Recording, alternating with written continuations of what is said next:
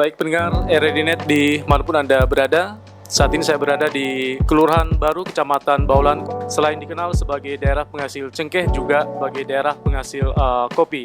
Dan kopi di Kabupaten Toli-Toli saat ini juga telah dikembangkan atau dikelola oleh para pelaku UMKM, baik secara tradisional maupun telah menggunakan cara-cara yang modern. Seperti saat ini saya berkunjung ke salah satu pelaku UMKM di Kota Toli-Toli, yakni Rumah Kopi Toli-Toli. Dan saat ini saya sudah bersama dengan Pak Ronsli selaku pelaku usaha UMKM yang menggeluti mengembangkan kopi Toli-Toli. Baik, Pak Ronsli, bagaimana Bapak melihat sebenarnya potensi kopi Toli-Toli untuk bisa juga masuk dalam pasar baik lokal maupun nasional ini? Toli-Toli itu potensinya besar ya untuk kopi, karena kopi juga adalah komoditi ya, tanaman perkebunan juga. Jadi kalau kita melihat tanaman perkebunan yang lain, semisal cengkeh, pala bisa bertumbuh subur di sini, maka kopi juga demikian. Dan itu bukan hanya teori ya. Saya sudah berkunjung ke beberapa lokasi, misalnya di Desa Malanggai yang ada di bawah kaki Gunung Galang. Nah, di sana ada beberapa masyarakat yang mencoba membudidayakan kopi di sana dan hasilnya bagus, Pak. Luar biasa ya. Aroma, rasanya juga dan kualitas kopinya juga bagus ya.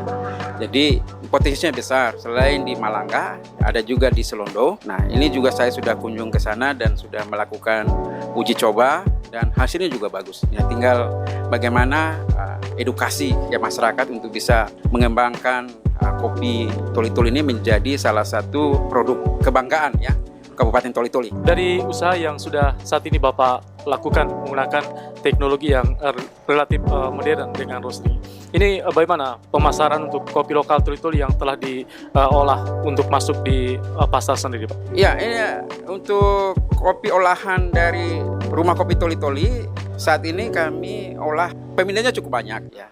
Kami suplai kopi ini, kami titip, kami jual di Dekranasda dan juga ke beberapa kafe, dan permintaannya cukup besar, cukup banyak. Cuma memang terkendalanya kita ini produksi bahan bakunya masih kurang. Seperti yang saya katakan tadi, karena hanya beberapa segelintir masyarakat yang berupaya untuk mengembangkan kopi ini.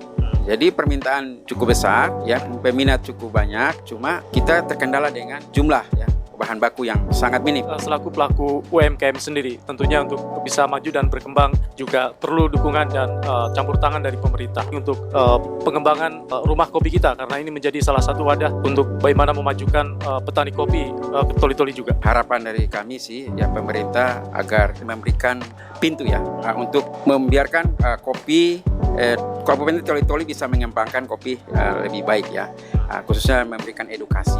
Nah, kami juga sesuai visi Rumah Kopi Toli-Toli juga punya visi untuk memberikan edukasi. Jadi kami bersedia untuk menjadi mitra pemerintah yang untuk membagikan apa yang sudah kami punya, ya ilmu yang sudah kami pelajari, kami juga ingin bagikan. Dan ya mohon dukungan dari pemerintah, khususnya Pemda Kabupaten Toli-Toli untuk bisa bergerak bersama untuk kita membudidayakan kopi Toli-Toli ini menjadi kopi kebanggaan Kabupaten Toli-Toli. Pendengar RRD.net, demikian perbincangan saya dengan Pak Ronsli selaku pemilik dari UMKM Rumah Kopi Toli-Toli, di mana juga saat ini sementara memproduksi biji kopi lokal Toli-Toli untuk nantinya dipasarkan ke berbagai tempat. Dari Kabupaten Toli-Toli, Provinsi Sulawesi Tengah, Sardono Pro 3 RRI terus mengudara untuk Indonesia.